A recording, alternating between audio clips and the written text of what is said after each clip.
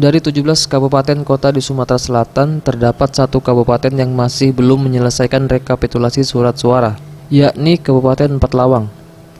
Di Kabupaten Empat Lawang sendiri, setidaknya satu kecamatan yang berisi 13 desa belum menyelesaikan rekapitulasi.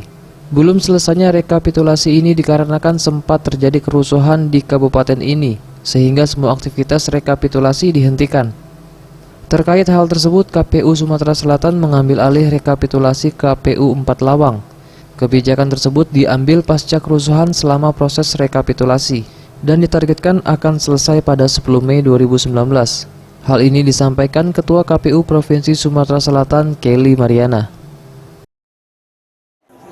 Lawang itu berapa kecamatan yang belum? Satu kecamatan yang belum.